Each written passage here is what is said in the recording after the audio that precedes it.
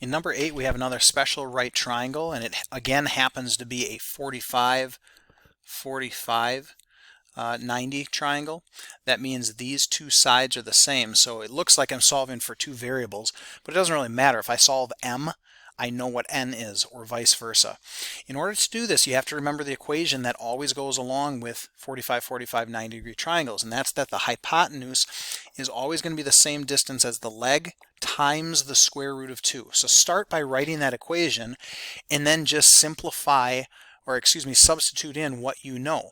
I know what the hypotenuse is. It's 2 times the square root of 2. I don't know what the leg is. You can either say you're solving for m or n.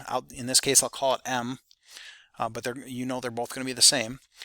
And we're going to take that times the square root of 2. So now we have this equation. We only have one variable to solve for, so I'm going to try to get this m all by itself.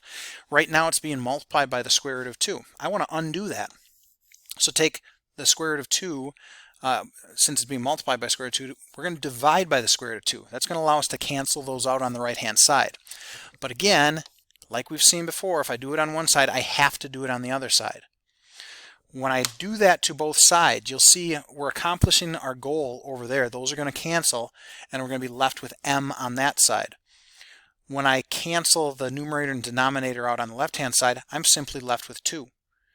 So m has to have a value of 2, and since n is the same distance, we would say that n also has a distance of 2.